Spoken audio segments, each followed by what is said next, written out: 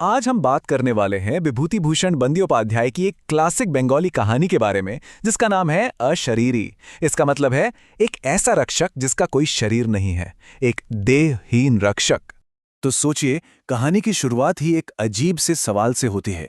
कहानी सुनाने वाले शरद चक्रवर्ती खुद कहते हैं कि ये कोई भूतों की कहानी नहीं है, पर ये है क्या, ये वो भी नहीं जानते।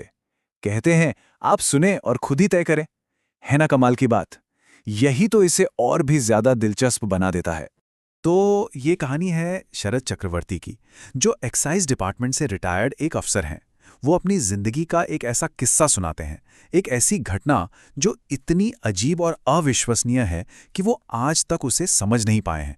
तो चलिए सीधे कहानी में चलते हैं। तो बात शुरू होती है एक नई पोस्टिंग से। शरद का ट्रांसफर हो जाता है जलपाईगुड़ी के पास डुआर्स नाम की एक जगह पर। अब ये जगह जितनी खूबसूरत थी ना, उतनी ही खतरनाक भी। मतलब इस जगह के ना दो चेहरे थे। एक तरफ तो वाह क्या खूबसूरती थी, हरे भरे चाय के बागान, घने जंगल, दूर दिखती हिमालय की चोटियां। लेकिन दूसरी तरफ छिपा था एक जानलेवा खतरा, ब्लैक वाटर फीवर। एक ऐसा बुखार जो खासकर मॉनसून में मौत बनकर बरसता था। शरद जैसे ही वहां पहुंचे, उन्हें उनके एक नए colleague, senior sub inspector Revathi Mohan Mukunje ने एक बहुत ही सीरियस वार्निंग दी। रेवती बाबू ने साफ साफ कह दिया, भाई ये आने का सबसे गलत टाइम है।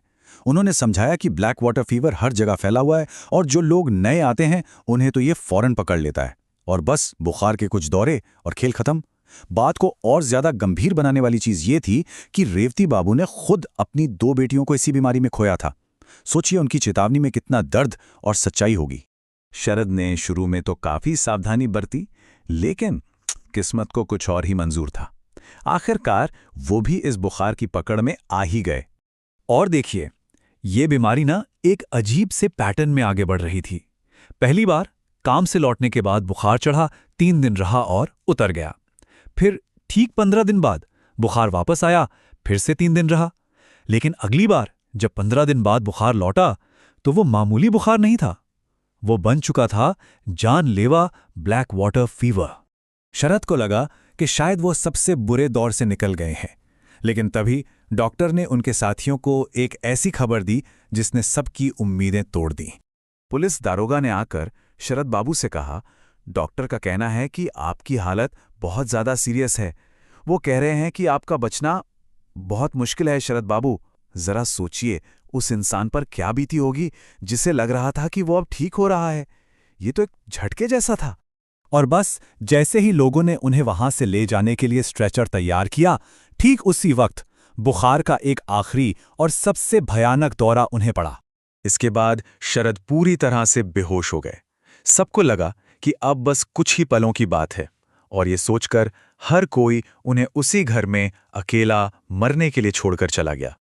और यहीं से कहानी में एक ऐसा मोड़ आता है जो सब कुछ बदल देता है। जब शरद बेहोशी और होश के बीच झूल रहे थे, तब उस रात कुछ बहुत ही रहस्यमयी हुआ। अब आगे बढ़ने से पहले एक शब्द को समझना जरूरी है, गंडी। गंडी क्या होता है? ये ना एक तरह का प्रोटेक्शन सर्कल होता है, एक सुरक्षा घेरा जो माना जाता है कि बुरी ताकतों को या नेगेटिव एनर्जी को दूर रखने के लिए खींचा जाता है। तो उस बेहोशी की हालत में शरद को धुंधला सा दिखा कि एक सांवले रंग की लड़की उनके घर के चारों तरफ चक्कर लगा रही है, जमीन पर कोई लकीर खींचते हुए। उस लड़की ने शरद को देखकर बहुत प्यार से कहा, डरो मत, मैं गंडी बना रही हूं। आज रात कोई भी अंदर नहीं आ सकेगा। सो जाओ, अब सो जाओ। और फिर वो आकर उनके सिरहाने बैठ गई। और फिर सुबह हुई। जब शरद की आंख खुली तो एक चमत्कार हो चुका था। हाँ, वो बहुत कमजोर महसूस कर रहे थे, लेकिन बुखार, बीमारी, सब कुछ पूरी तरह से जा चुका था। उनकी हालत कितनी खराब थी, इसका अंदाजा इस बात से लगाइए, डॉक्टर ने तो साफ बोल दिया था कि वो रात नहीं निकाल पाएंगे। उनके अंतिम संस्कार के लिए लकड़ियां तक खरीद ली गई थी और सुबह उनके परिवार को मौत की खबर वाला तार भेजने के लिए कांस्टेबल भी तय कर दिया गया था। तो जाहिर है, जब उनके साथियों ने उन्हें अगली सुबह जिंदा देखा तो उनकी हैरानी का कोई ठिकाना नहीं रहा।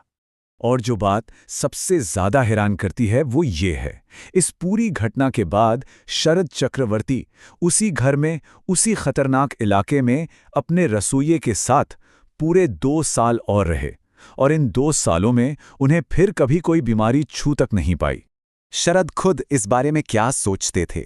वो कहते हैं, अगर ये एक सपना भी था तो ये मेरी जिंदगी का सबसे मीठा, सबसे महान और सबसे अच्छा सपना था। उस सपने की याद पूरी जिंदगी मेरे साथ रही है और इसने मुझे हमेशा उम्मीद का एक बहुत बड़ा संदेश दिया है। तो आखिर में सवाल वहीं का वहीं रह जाता है कि वो क्या था?